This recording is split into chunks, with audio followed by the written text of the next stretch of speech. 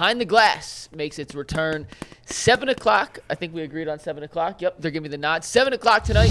Myself, Anthony, and Earl will be talking all things Browns. Deshaun Watson's talking right now, so if he says anything interesting, we'll not only discuss it on the show, but we'll get a little more in-depth tonight on Behind the Glass. We'll talk a little Cavs and their West Coast road trip, which begins tonight.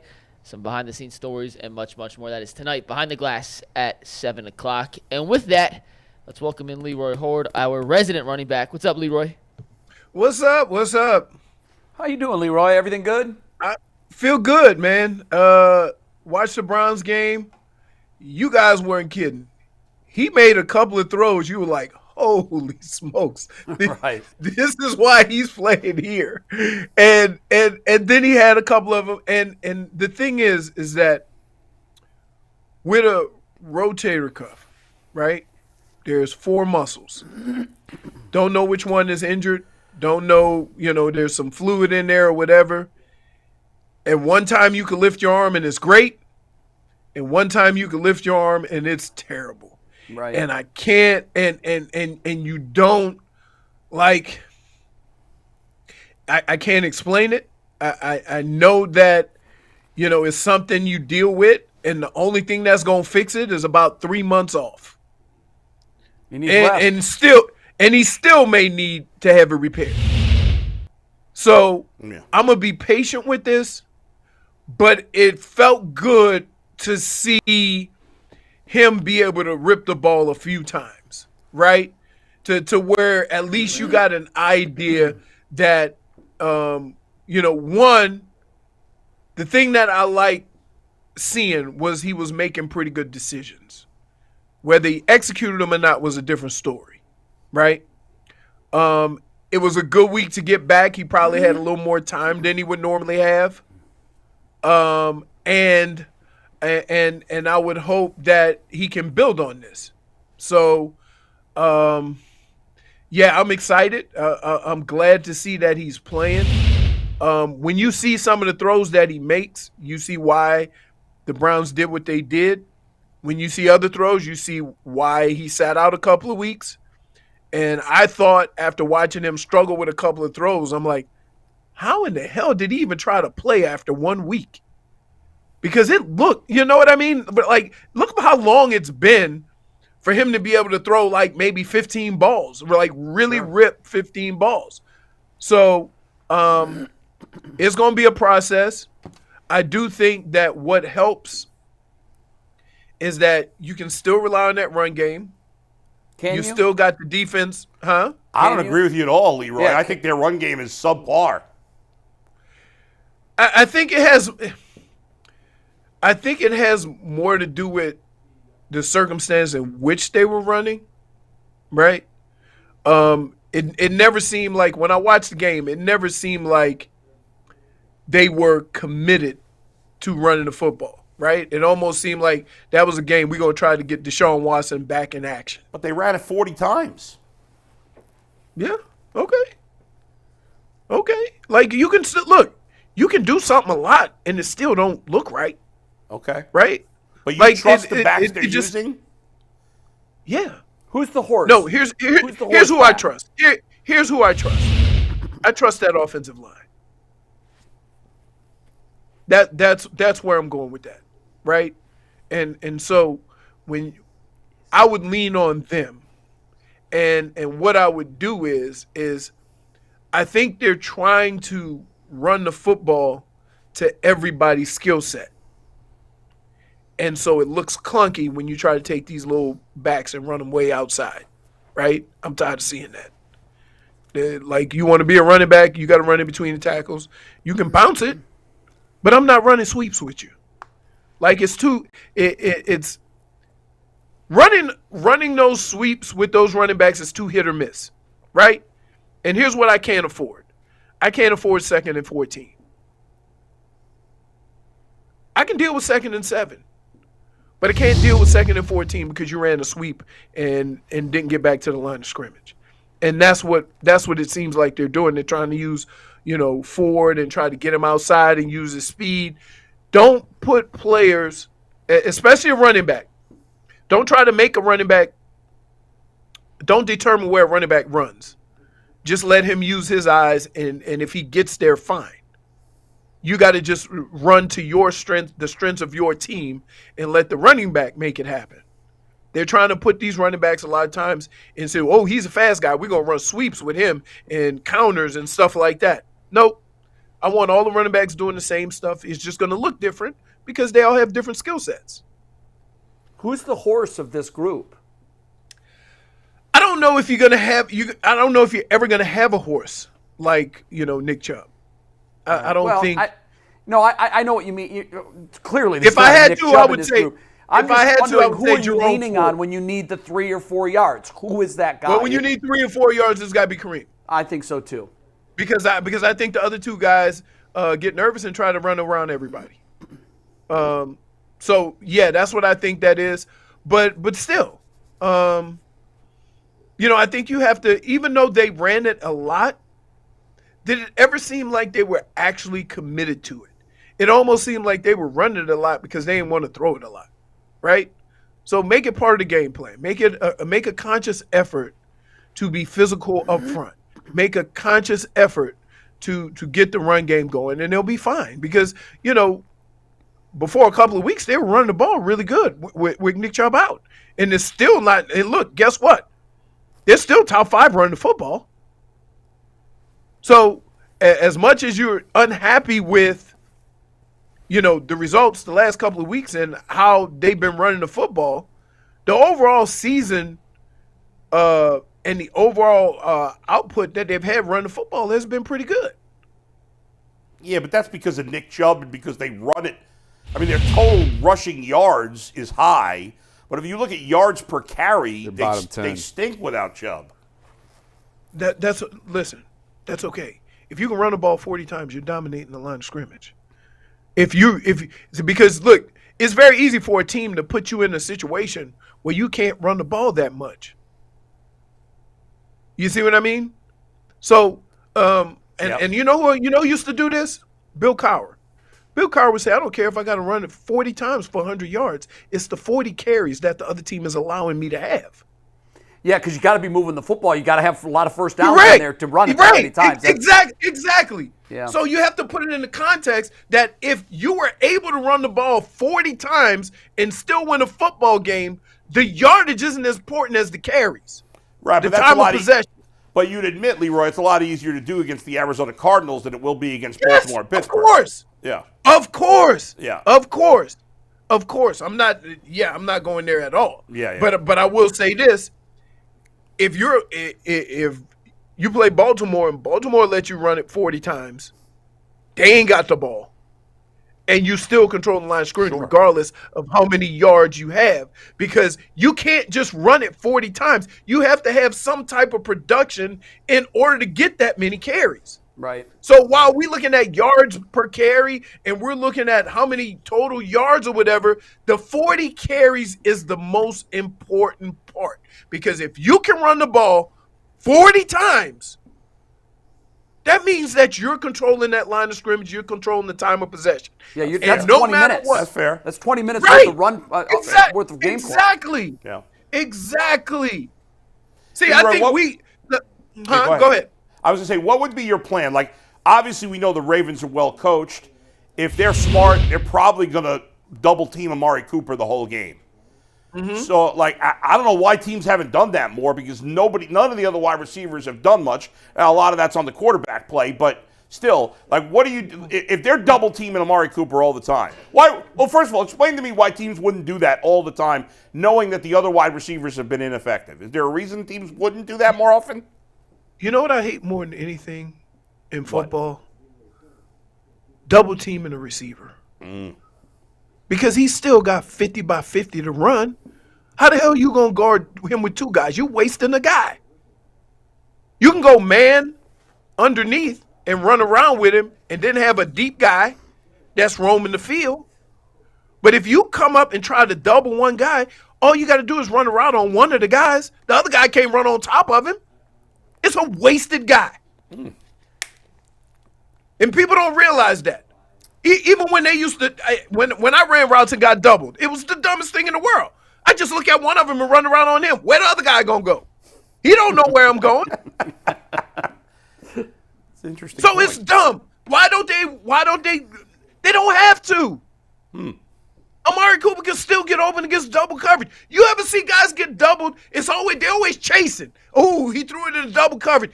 That other guy ain't in the play. It's a wasted defender. So how would you defend him then? How do you defend Amari then, when he's the only weapon? How would I defend him? Yeah. I'd play zone. I would never play in man, right? And I'd always play zone. If you want to play man, you can play man underneath and then have, two deep safeties or whatever to kind of roam the field if he should try to go deep. But the problem with Amari is not only is he a great route runner, right? But he can go up and high point the ball and catch the hell out of the football. And so you ever notice when he caught that ball down on the right side of the field, I think he came up a little bit short, right? You see those two Cardinals chasing him? He was doubled. And what good was that? There it is right there. Doubled. So what? You can't, the double coverage don't mean nothing. I see Randy Moss getting chased by 3 guys. That means he get to run away from 3 guys. It's a lot of times they do, they'll do man underneath, so they'll have somebody chase him around, then have a safety over the top, right? That would eliminate that play we just saw. But to have 2 guys chasing him, like, come on. So now you got 2 guys in the back instead of 1. So I don't think doubling him is the answer. But here's what it's going to boil down to, in all honesty. Because I do think Baltimore is going to have a better game plan after seeing what Amari Cooper has done and think they're going to go into this game like I would and say, I'm going to make these other guys beat me. What are these other receivers going to do? And they're going to have to make a play. That's it. Yeah. That's it. And that's what football is. Everybody got stars on their team, right? Sometimes you can shut them down, sometimes you can't. But if you want to win football games, if they shut down your star players, somebody else got to make a play. You getting paid too. I know on your contract it don't say to be Amari's backup. It say to play professional football. So you got to go out and make plays. All these speed guys running around, getting open, make a play. That's football. And somebody else got to pick it up. It's like the run game. You don't have Nick Chubb? That is no excuse. The Browns have an excellent run game because of what they do up front. Somebody else got to be more productive. Simple as that. Yeah. We started the show Nobody's talking. going to give you example. Nobody gave anybody excuse for being hurt, right? Nope. Oh, well, No somebody pass. else come in. No right, pass. no pass. Leroy, we started the show by asking the question about the gap between Deshaun Watson and Lamar Jackson right now.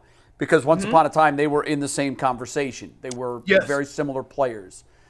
We all agreed that there's a cavern right now between Lamar and Deshaun. We asked our viewers, and You can't be surprised. I'm not surprised because this is where it's a Cleveland sports show. Wait, But you come can't ask on. a fan? You can't ask a fan?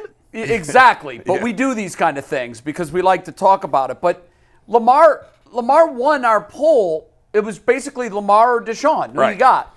And Lamar got 54% of the vote, and Deshaun got 46% of the vote. Well, here's why you can't answer that question, Jay. One, you could pick Dan Marino. If he put on a Baltimore Ravens uniform, it's going to be close. Because people ain't going to vote for him because he played for Baltimore. Yeah. Simple I as know, that. but it's just stunning to me. Like, fans are petty. That's Petty. It has nothing to do with making. Now, here's what I was saying. To prove your point, Leroy, to prove your point. We all know what's going on, and I'm so sick of hearing about it, and yet I'm going to bring it up. I don't want to see one more tweet about this stupid Michigan situation. Personally, I don't give a rat's ass about it. I know everybody's talking about it. I don't care. And all the Michigan fans are defending Michigan, and everybody else is killing them. You know damn well if the same thing had happened to Ohio State fans would be defending it, and Michigan fans would be killing them because all fans are hypocrites for their team.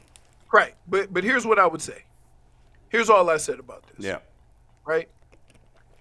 Here's what I hate about all these things that go on in college football. And I call it the Pete Carroll syndrome. right? They had some stuff going on at USC. Reggie Bush get his Heisman Trophy taken away. The head coach go make more money in the NFL. Yeah. Okay? So what I would say is in situations like this, them kids ain't got nothing to do with this. Don't penalize them. Oh, yeah. But what you do is you take all that money and you give it to the rest of the Big Ten. If they're found guilty. Right. So I didn't mean to go down that road. No, I know, used but it as an example, I plan No. on asking Leroy his thoughts on this whole thing anyhow, Yeah. just because I know Leroy is a proud Michigan guy, and we still don't have all the facts. Now, Right. the way the wind is blowing, it feels like a storm is headed towards Ann Arbor. But what does. are your thoughts, just as an alum and as a proud former player, when you hear all of this? Because Deion said, so what? Even if you know what's coming, you still have to stop it. Where are you on all of this? Here is the thing that I hate about this surrounding sports, right?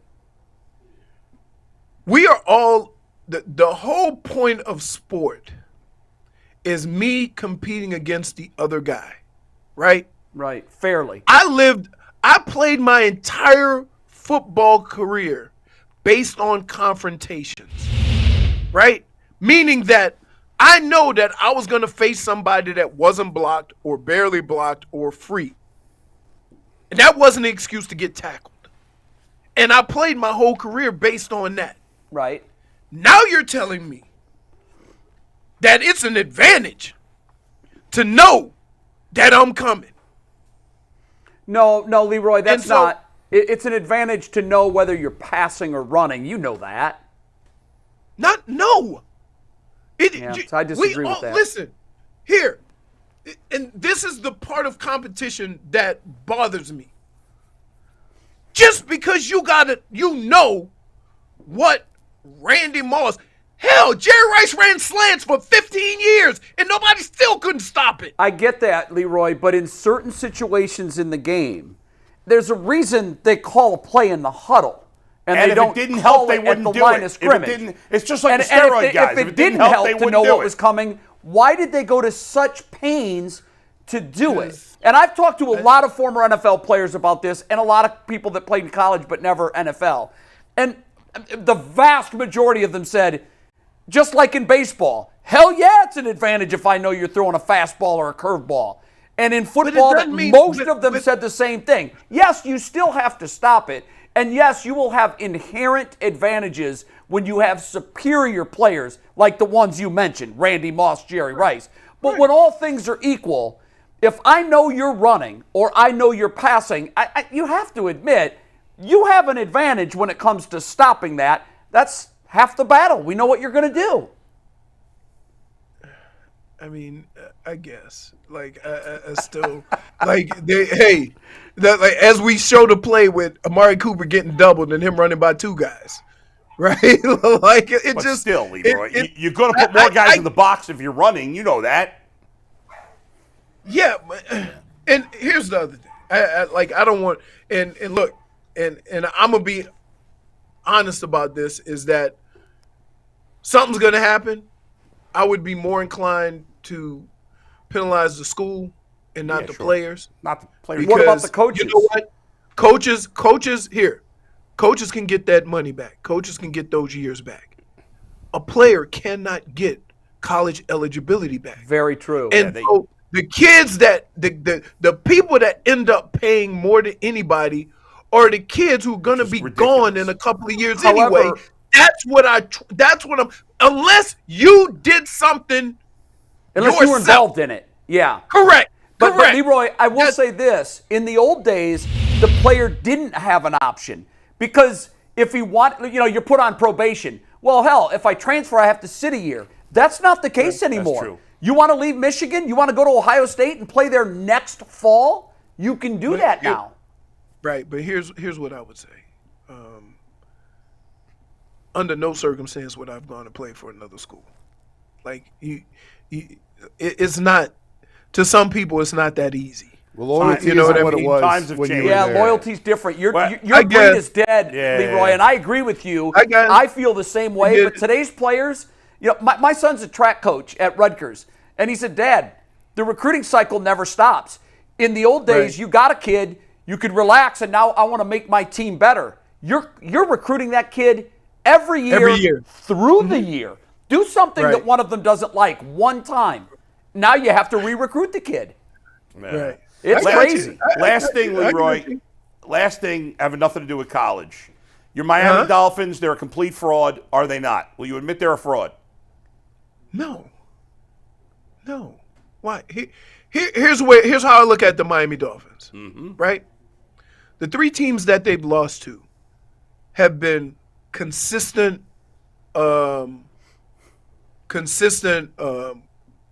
fighting for a championship for the last 3 or 4 years. You just got to the party. So you basically a grade 2 horse running a grade 1 race. You got to get there. All right?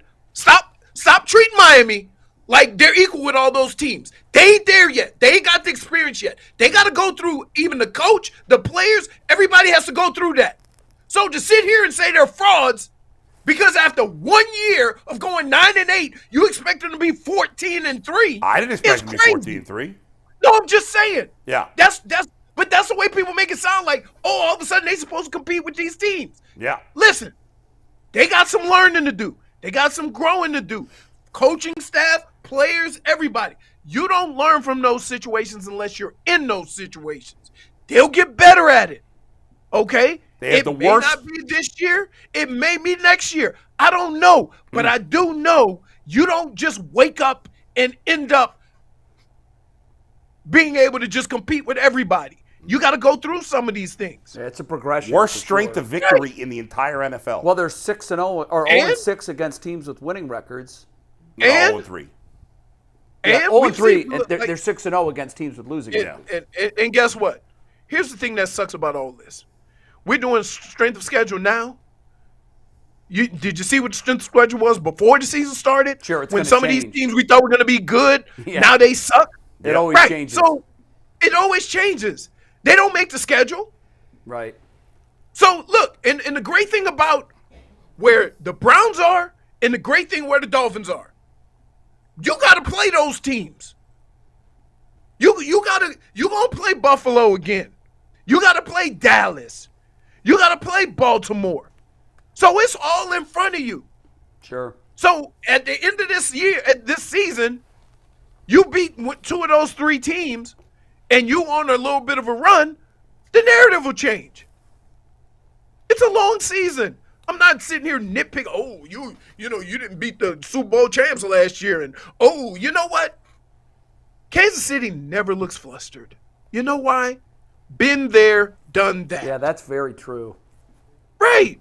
Very true. You know what? You look at Philadelphia and look at their quarterback. Never phased. Been there, done that. Right? The only team of all those teams that look like they're going through some stuff, and they always do this, is Buffalo. You never can tell what they're doing. Yeah. You can't. You don't know Jekyll and whether. Hyde. Right, exactly. You look at Baltimore. You can say what you want about Baltimore or Pittsburgh. Some kind of way they always gonna be in the hunt. That took years to build. You don't build that overnight. So you see a team that does well early on in the season, and then they lose to some good teams, and all of a sudden, oh, they're frauds, they're frauds. No, they're just not there yet. That's it. And That's it. Leroy, to your point about Baltimore and Pittsburgh, what's fascinating to me about both of those franchises is the fact that they've had roster turnover just like every other team in the NFL. Yep. But it's also culture, and the culture, like in Pittsburgh, that culture has been there since the 70s. Yeah. And there have been a few hiccups over the last 50 years, but for the You know most what part, it is? they defy the NFL's talent cycle, and so does You know what I Baltimore. appreciate? You know what I appreciate what Pittsburgh does? They pick a guy, they make sure they pick the right guy, and then they sit back and let him do his That's thing. exactly right. And fans and everybody get all flustered, and we want him out, and the ownership says, kick rocks, that's our guy. That Well, is they don't have the exactly right. quarterback, so they're not going anywhere. But that means something. You're right. It does. It does. They picked. The key is they picked the right guy. Not the quarterback, though. No. He's talking about the head coach. He's talking about the head coach. Like, you get the right guy in the building, and like, granted, they haven't had playoff success in the last decade or whatever. I mean, that's got to mean something, no? I know, but see, there's a downside to staying on the top side of the talent cycle. You're supposed to flush, and because you don't, and this happened in New England, because you're always mediocre or making the playoffs, you're not getting those early picks in the draft. And that you're supposed to. It's supposed to be an evolution. But I can't blame fans for being a little frustrated that they haven't won a playoff game. I don't blame them either. Yeah. But you know what? When I look at them, I laugh. I go, yeah, you've been there. Right, but the more you win, the higher your expectations go as a fan. Sure, exactly. But you know what? If I have to compare their life to mine as a fan, give me theirs. Yeah, sure. Give me theirs. Here's the problem. We're so impatient that we don't realize that it doesn't get turned around overnight, and you need some kind of consistency in the building. If you start changing things and firing coaches and getting rid of quarterbacks and doing this and this and this, you go into a cycle like the Cleveland Browns. Mm-hmm. Yeah, we're starting over often. Let's do a lightning round, Leroy, because we only got a minute here. Okay. You never really answered. We sort of got sidetracked with the Michigan stuff. Deshaun Watson or Lamar Jackson? Give me 30 seconds on that. I would say Lamar Jackson is much farther ahead of Deshaun Watson for this reason. Lamar Jackson has evolved as a quarterback. He came into the league as an athlete. He now throws the ball extremely well, right? He makes plays with his arm and his feet. That is a unique thing to have and to come into the league and progress and get to that point. Deshaun Watson, he hasn't played in a while. We don't know where he is. Can he put 3 or 4? I want to see him play 3 or 4 or 5 weeks in a row so he can get it going. Absolutely. Okay, now this one, we'll go back to the Michigan thing because we're running out of time. Give me 3 adjectives for how you feel as an alum about what's going on in Michigan right now. Confused, disappointed, and worried. I'm worried for the kids because they don't get, the length of a career that the coaches get. The only people that are going to get punished in this in the end are the kids, where they have to go somewhere else, whatever. And so if they didn't do anything, why are we penalizing them? You mentioned Pete Carroll, Jim Harbaugh will be in the NFL next year. So whatever comes down, I agree. Wait. I'll tell you where he's going to coach. Detroit? And I don't know nothing. No, it's not going to Detroit. Oakland? No, hell no. He's going to the Los Angeles Chargers. Or the Vegas. What about the Bears? He ain't going to Vegas. They ain't got no damn quarterback. Now, what about the Bears? Hold on. If those 3 jobs come available, you go and get Justin Herbert. Yeah, that's true. You're right. Yeah, no, there's no question which one is more favorable. Okay. Yeah. Okay. And that might be an interesting fit, too. All right, Leroy, great stuff, See you, man. Leroy. Enjoy the game. We'll talk to you next week. All righty.